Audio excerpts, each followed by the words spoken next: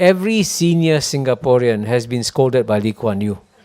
And whenever senior Singaporeans met, it's a badge of honor. You know what, how Lee Kuan Yew scolded me or not?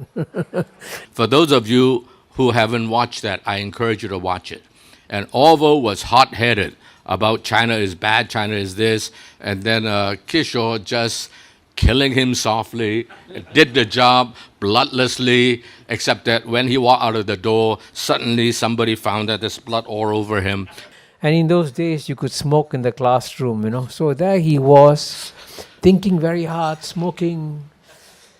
And then suddenly, before you realize it, his hair is on fire from the cigarette. And he's still thinking, he's not even aware that his hair is on fire.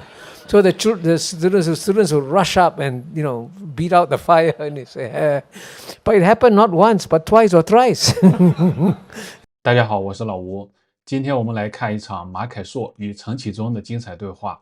这是2024年9月为马凯硕的新书《生活在亚洲世纪》举办的一场发布活动。我的频道里关于马凯硕的节目做的比较多，我非常喜欢他，并且在之前的一期节目中分享过我对他的几点看法。最近2期关于陈启宗的节目，我也发现大家都非常喜欢，特别是他碾压德国双标主持人那一期。今天这一期节目，这2位我个人非常欣赏的，都具有全球视野的智者，难得的坐到了一起。他们就像老朋友一样，围绕着新加坡为何能人才辈出，香港未来的出路，以及中美博弈的深层问题，进行了一场坦率和深入的对话。看他们2位坐到一起，用各自独特的视角去剖析我们这个复杂的世界，我非常享受。好，接下来就让我们一起来欣赏这场难得的智慧碰撞。Over the last 25 years maybe, Kishore, you and I first met because we showed up in the same events, and you spoke on behalf of Southeast Asia, and I spoke on behalf of myself, but on the subject of Hong Kong and China usually. And both of us believe that Asia has a bright future, and so we fought off a lot of the doubters, how that Asians cannot think or something like that. And so we were comrades at arms, in a sense, except that when it comes to ASEAN, then he and I disagree. He thinks that ASEAN is the best thing since motherhood and apple pie, and I am still a doubtful person as far as really how bright the future of ASEAN is. But doesn't matter, it does not take away from the fact that Kishore is one of the most bright, articulate person on geopolitics that I know anywhere in the world. I'm amazed how that in Singapore, I'm sorry, Kishore, I got bad news for you. You're not the only brilliant guy. How shocking. How shocking. I can name many others. Tommy Koh used to participate in Asia Society events a lot in this part of the world, including coming to Hong Kong regularly in the 90s and even into the early 2000s. Chen Heng-chi, who succeeded you at the United Nations as a representative of Singapore. Heng-chi succeeded me when I left the chairmanship of the global chairmanship of Asia Society. I was very honored that Heng-chi would agree to take my place. And then you have other people like George Yeo, who is equally brilliant. You have people like you mentioned, no, I don't know if you mentioned Bilahari Kausikan, who unfortunately had a very terrible, sad personal incident in China. I don't know if it has anything to do with his negative views about China, but he, on the one hand, you and George and others on the other, it is amazing how Singapore produced so many great brains, even when they really disagree with each other. In Hong Kong, on the other hand, produced no such people. We produce a lot of other kind of good people, great people, business leaders, right, artists, what have you, but that's one thing that we don't produce. And the reason I can think of is Singapore is a state. Hong Kong is never a state. Hong Kong is always just a city. And Singapore has Lee Kuan Yew as the leader, and then you have Goh Keng Swee and Rajaratnam that you mentioned also. Those are truly brilliant people in the last century. And Hong Kong have no such privilege of learning from such great minds. So tell us, why can Singapore produce such great minds in geopolitics? Well, great question. I'm just a quick side note on ASEAN. As Ronnie pointed out, we have different views on ASEAN. There's one statistic that everyone in Hong Kong should know. In the year 2000, Japan was the second largest economy in the world, as you know. And at that time, Japan was 8 times bigger than ASEAN. Now Japan is about 1.2, 1.3 times bigger than ASEAN. And by 2030, ASEAN will be bigger than Japan, what was the second largest economy in the world. And I tell that because I know some people in Hong Kong are worried about Hong Kong's future, what your future might be. One growth area that is very close to Hong Kong, that Hong Kong can tap on, that would welcome Hong Kong, is ASEAN. So that's why I would say people in Hong Kong should pay attention to ASEAN. Now, on why Singapore has produced, you're right, very, very talented diplomats in many areas. I think the key difference is that Singapore had to undertake a very tough political struggle to get to where it is today. So if you read Mr. Lee Kuan Yew's, Mr. Lee Kuan Yew's memoirs are fascinating. I think Mr. Lee Kuan Yew acknowledges that the struggles that he went through forged how the man he became. So as you know, he lived through the Japanese occupation of Singapore, which was brutal, really, and he'll tell you some amazing stories in his memoirs. And then he had to live through a British colony, not too bad, but still Singapore struggled against British colonial rule. And then we joined Malaysia in 1963 and ended up having a very acrimonious divorce with Malaysia. Within 2 years. Yeah, which was also another struggle. And when Singapore became independent in 1965, the British media unanimously said Singapore is going to fail because this is a city without a hinterland.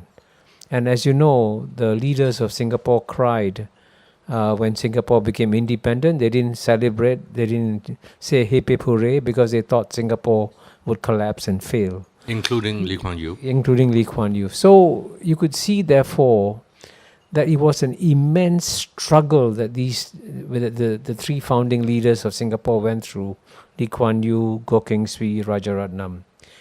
And as a result of that struggle, they developed a certain toughness of spirit, which is quite amazing. I mean, I got to know these men. I think one of my key goals with this book, my memoirs, Living the Asian Century, is to tell you stories about these three men. And they were, I think, I've met many great world leaders. I mean, I've shaken hands with Ronald Reagan, George H.W. Bush. I mean, like you have Henry Kissinger, Zbigniew Brzezinski. But the three leaders of Singapore are on par, if not better, than most world leaders that I have met, which is remarkable. True. Now, it is because of these remarkable leaders, then if you work with them, in some way or another, you're pulled up by them. Because you learn so much from them. And they elevate. So all the geopolitical analysis that I do, and all the 10 books I've written, I could not have written them if I hadn't sat at the feet of these three geopolitical masters, who in their turn had to go through lots of geopolitical struggles to achieve the kind of understanding that they did. So it was a sort of a cascading series of events, and that sort of led to where we are today. Well, we all know Lee Kuan Yew, but we don't know him intimately. I have had the privilege of meeting him quite a number of times, even in small occasions. But you are very close to him. And I was told by Hang Chi, who is, by the way, ladies and gentlemen, the global chair of Asia Society right now, the co-chair, Ambassador Chan Hang Chi. She told me that Lee Kuan Yew used to bring three people together. from descending in terms of age, the oldest is Tommy Cole, who was the chairman of the Law of the Sea Convention for the United Nations. He became the Singapore's ambassador to the United Nations at the tender age of 30. You told me that. And then Chan Heng-chi, an academician turned politician and diplomat. And yourself, Lee Kuan Yew would spend time with the three of you. What did he do with you guys? Was he there to listen to you guys? Was he there to lecture you guys? What do you learn from this man? Well, I can tell you that we did learn a lot. And by the way, Tommy Koh, Chan Heng-chi, and myself, another thing that's common among the three of us is that we were, at our young ages, we were also dissenters. All three of us had been critical of the Singapore government when we were in university. So how were you suppressed? How was I? How were the three of you suppressed? Or did you get enlightened by Lee Kuan Yew? Well, we definitely got a lot of scolding. in fact, if you read my book, you'll find that every senior Singaporean has been scolded by Lee Kuan Yew. And whenever senior Singaporeans met, it's a badge of honor. You know what? How Lee Kuan Yew scolded me or not? That's why I'm no good, because he never scolded me. And so but the remarkable thing about Singapore is that even though the three of us were well-known dissenters, the government realized that we could be useful. And so they invited us to work with the government. So Tommy Koh went from being a lecturer in the law faculty to becoming ambassador to UN at the age of 30. Chan Heng-chi went from being a lecturer in political science to succeeding me as ambassador to the UN. And then I ended up working for the government because of my bond from the Singapore President's Scholarship. But you became the Singaporean ambassador to the United Nations at the tender age of 34. Most 34-year-old is, I hate to say this, but still wet in the pants. I was when I was their age. Were you wet in your pants? Were you? Well, I actually, to be correct, I wasn't 34, I was 35, much older. It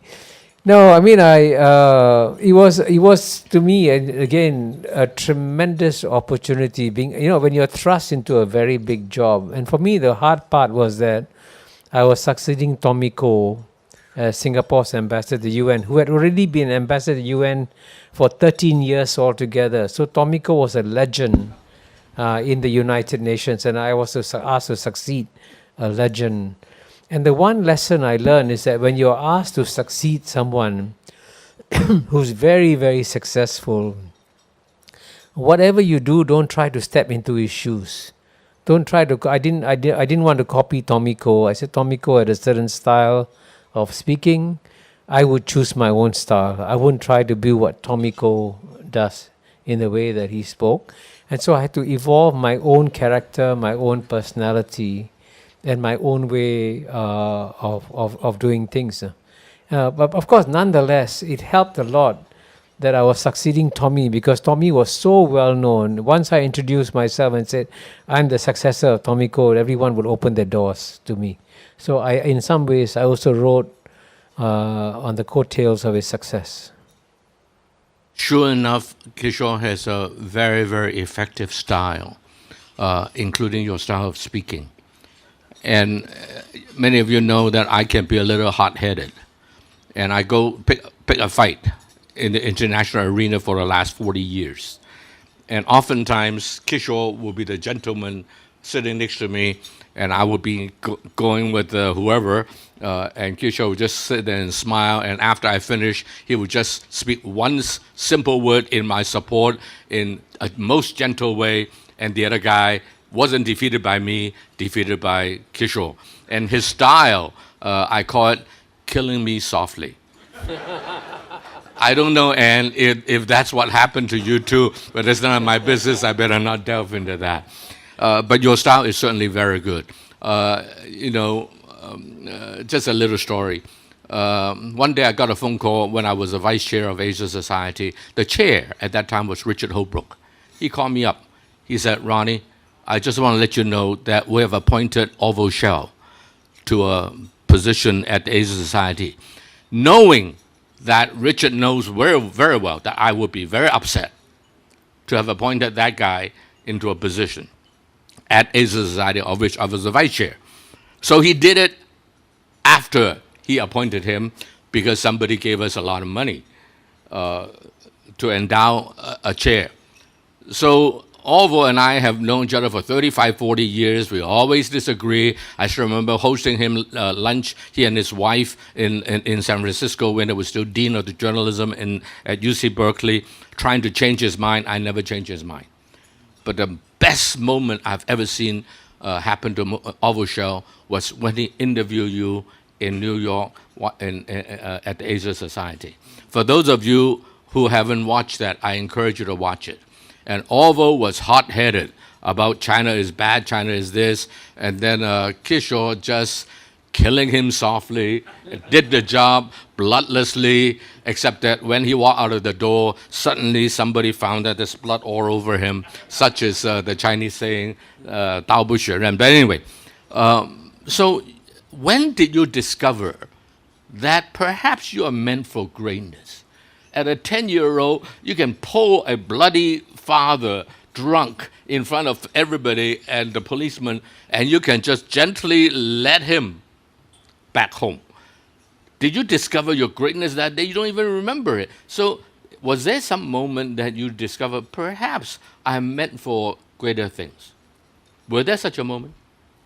Yeah, that's an interesting question. I would say it was not one particular event per se, but at each stage of my life, I would say I was blessed with good teachers.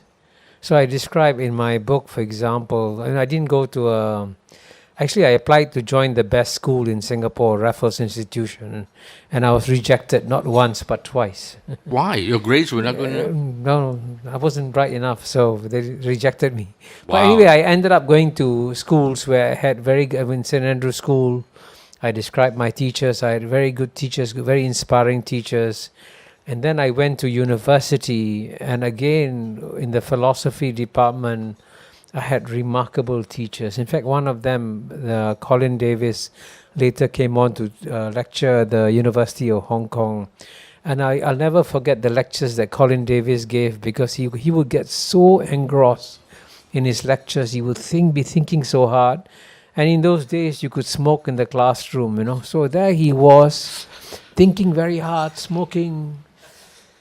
And then suddenly, before you realize it, his hair is on fire from the cigarette.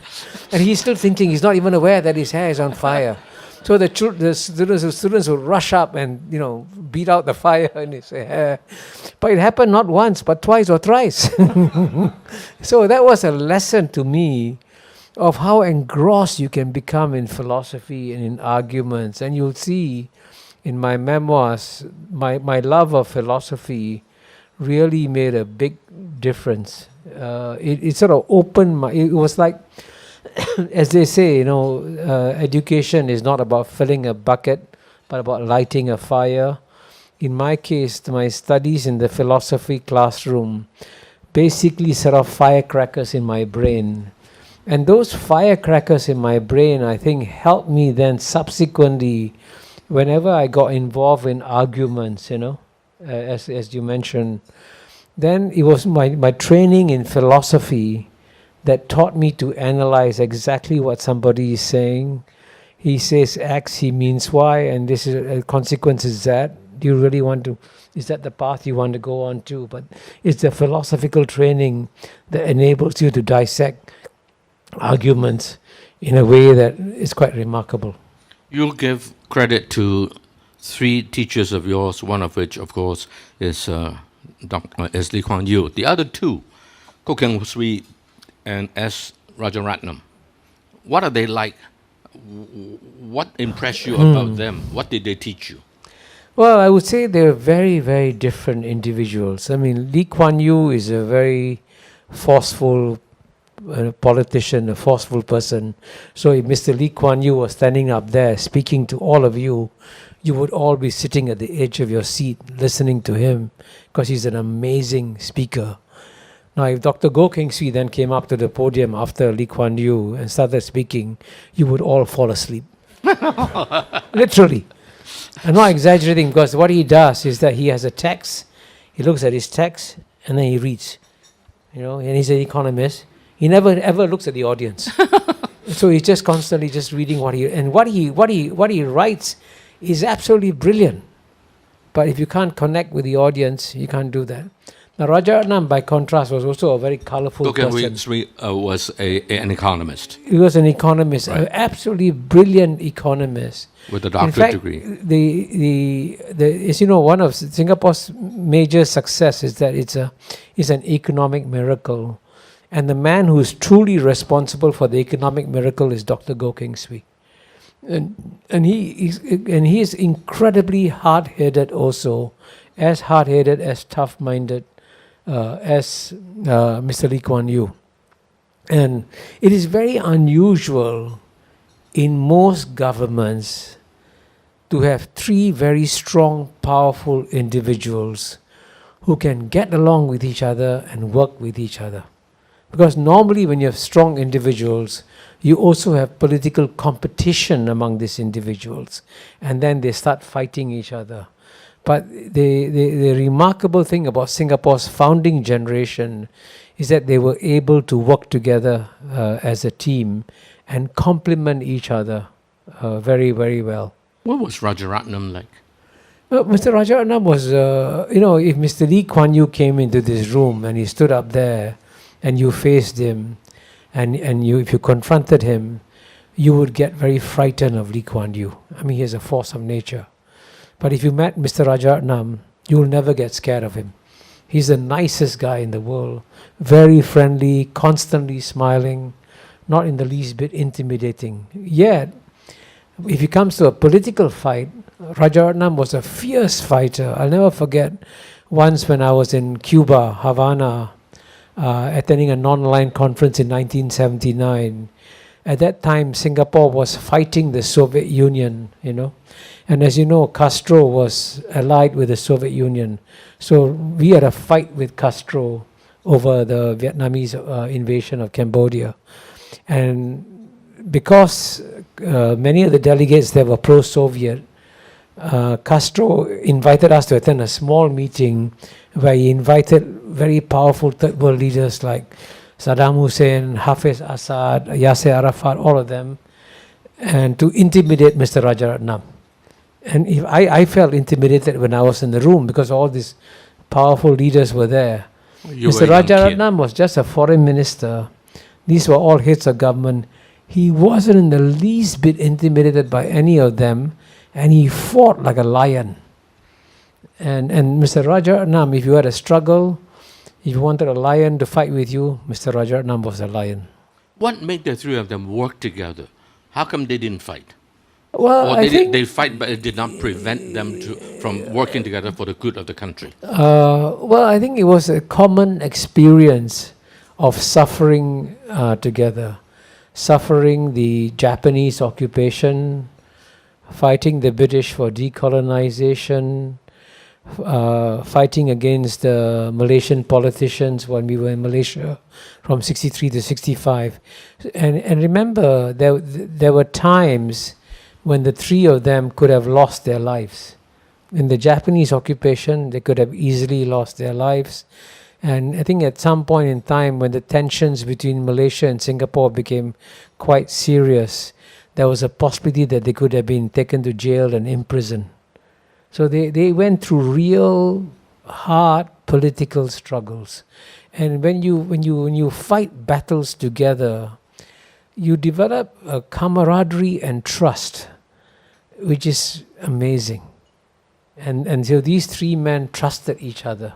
No, they had different views, I must say, and they would argue with each other. And they would be very blunt and direct towards each other in the arguments. And I actually was present sometimes when they argued with each other. Now I know what's wrong with Hong Kong. We didn't have to fight. 1997, everything was prepared by Beijing for us, and the British were left with little choice. And so Hong Kong became part of China again, like since time immemorial. And it's too easy. And so we didn't have any struggle, any fight. I'm not proposing that we Hong Kongers should go through a tough time. I'm very thankful that Hong Kong was able to return to China in a very, very peaceful way. But that comes with its baggage, as we all know. From your perspective, Kishore, looking from the outside, and as a friend of Hong Kong, I know you. We have known each other for a long time. As a friend of Hong Kong, what can you advise us? Do we need to develop politically savvy individuals? We just don't. Civil servants are not meant to be politicians. They did not have the training. In fact, they were prevented from touching politics under the British. And after 1997, they are thrown into the lion's cage and they have to become politicians. And it's very, very tough. Both the ones like Sik Tong, who were brought in from the outside, or the civil servants. Do we have a chance of producing great brains like Singapore does in geopolitics? Well, I think you're right when you say that Hong Kong didn't have to go through any struggles. You made a peaceful transition from the end of British colonial rule to becoming a part of China. But I can tell you one thing, in case you're all bored, the next 10 years will be very exciting for Hong Kong, because you have become a key political football in one of the greatest contests of all time, in the contest between the United States and China. So Hong Kong will be kicked around, as a football in this game. So I would say that if ever there was a time for Hong Kong to develop geopolitical reflexes, it is now. You must actually understand the forces that are operating against Hong Kong.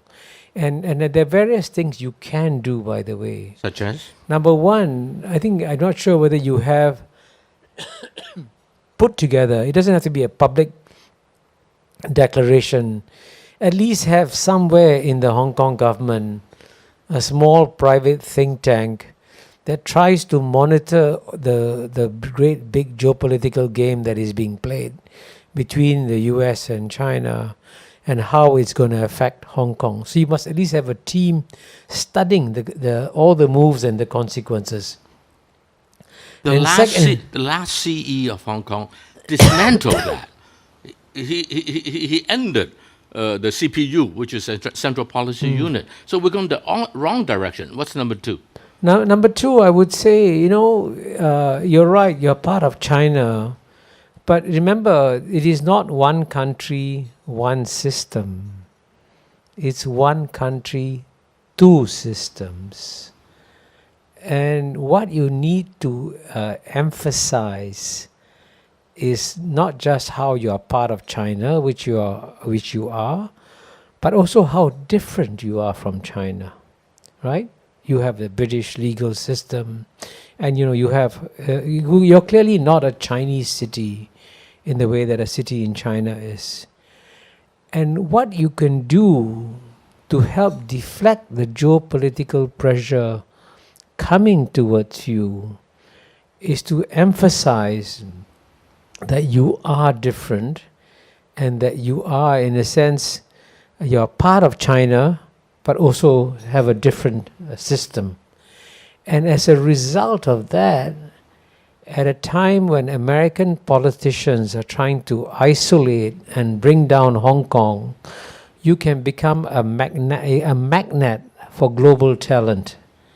And the global talent will come here because they're, on the one hand, interested in China, which is frankly still the world's fastest growing economy overall in many ways, and at the same time want to live in a place that is close to China and yet also different. So at a time when many of the major Western countries are shutting their doors to global talent, United States is, Donald Trump wants to close the border. Even Canada, the world's most open country, Justin Trudeau just announced he's going to raise immigration barriers. So that, you know, there's a tremendous amount of human talent in the world. So just as I was a young boy in a coffee shop with no hope of going to university, but I ended up going to university and then succeeding. There are lots of young people like me in the world who are looking for opportunities. And Hong Kong can attract that global talent. And if you can do so, if you become a magnet for global talent, then frankly, that will create a self-reinforcing virtuous circle that will strengthen Hong Kong. You use a phrase that in passing, that I don't know if, ladies and gentlemen, you guys pick it up. I did. And the reason I pick it up is because it's exactly the same thing I've been saying for the last couple of years, and I find no resonance among my friends in Hong Kong. You said that U.S. is trying to bring down Hong Kong. We are collateral damage. We're not the main target. But in order to hit Beijing, you hit Beijing's son, so to speak. And hence, you give Hong Kong hell, especially as a financial service center. If America doesn't hit you hard in that area, I think America is asleep, and America is not asleep. And yet, what I'm afraid is Hong Kong people are asleep. Hong Kong government is asleep.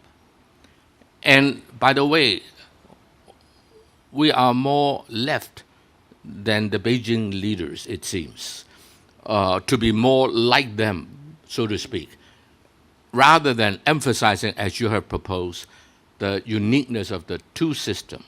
Now, in the old days when Anson Chan used to propose one country, two system, to the neglect of the one country, I was the first one against her.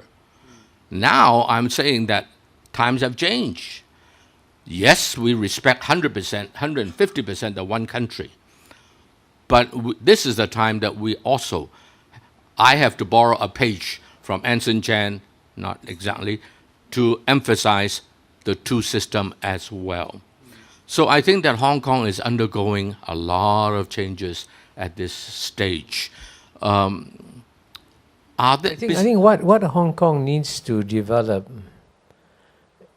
is a very high degree of sophistication in its understanding of geopolitical developments. And it's important for Hong Kong society also to develop that kind of understanding, because these are the forces that will be shaking you. I mean, you put up all these warnings, typhoon warnings, right? I mean, it's good, you should, right? You should have a geopolitical typhoon warning also. And put it up on the street and say, hey, a geopolitical storm is coming. And that geopolitical storm, believe me, can do more damage than your Typhoon Yagi can do. So, but you got to develop, therefore, the antenna, the capacity to understand what is going on, what is the game that is being played.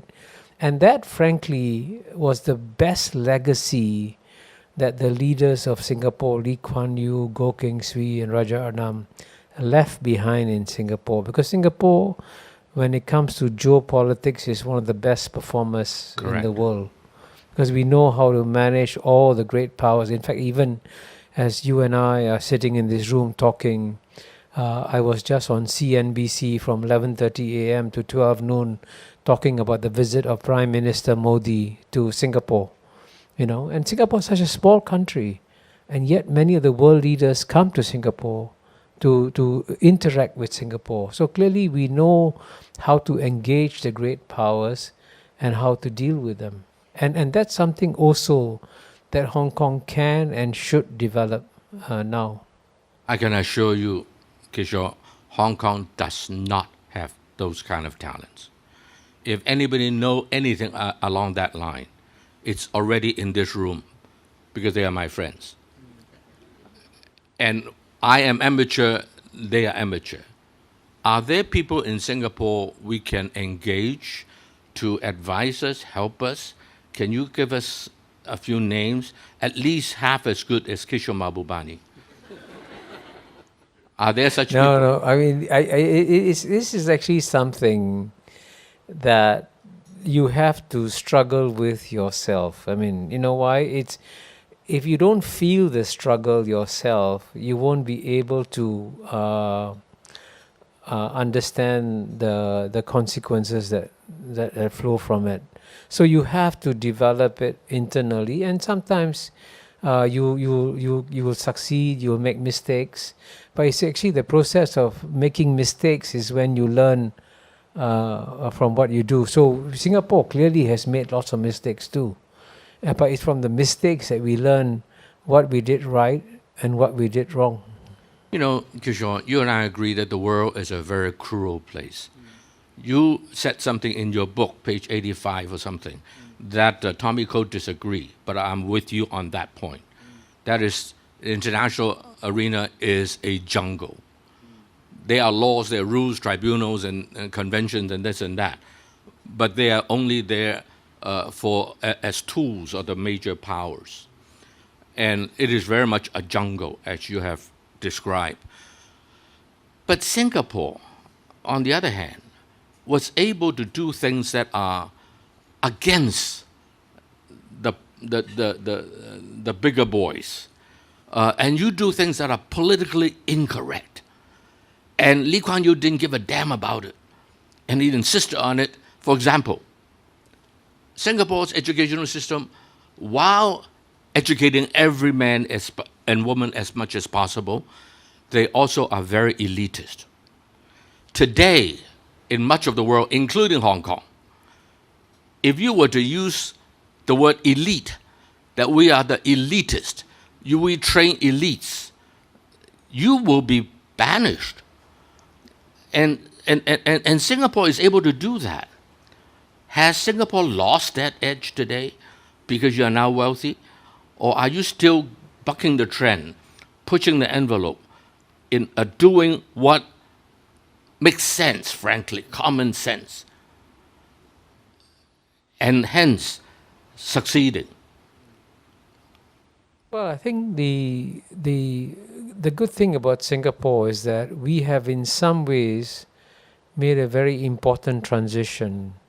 While in the early years, we succeeded because we had very strong, exceptional leaders, as I mentioned. And you know, we've had, I must say, this is unusual, by the way. I mean, if you look at the United Kingdom, for example, you look at the recent prime ministers. I mean, Boris Johnson was a joker. His successor, Liz Truss, was a joke. I mean, you can see, therefore, if a country like UK has difficulty producing great prime ministers, Singapore has been very fortunate. You know, we've only had 4 prime ministers and 4 exceptionally competent prime ministers. Very different, Agree, but very successful in their own way. But this also reflects the fact that over time, as we have developed, we have also developed strong institutions in Singapore now.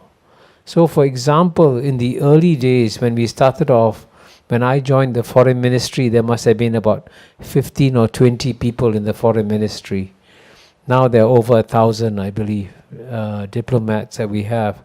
So we have grown significantly, and we have developed the institutional bench strength, plus what you might call muscle memory. So we remember episodes and how we handle crisis. I mean, in my book, I describe what happened when Mr. Lee Kuan Yew very bravely decided to expel an American diplomat in the 1980s. Now that's amazing. In those days, the United States was clearly by far the most important country in the world. Singapore was a little tiny dot, as a little tiny red dot, and we decided to expel an American diplomat. And that obviously is a very risky thing to do. But if you read my book, you'll see how Mr. Lee Kuan Yew was very careful in the way that he managed the whole thing. And he could, as Giorgio once said, Mr. Lee Kuan Yew is a man who can unleash a political storm and pull back a political storm.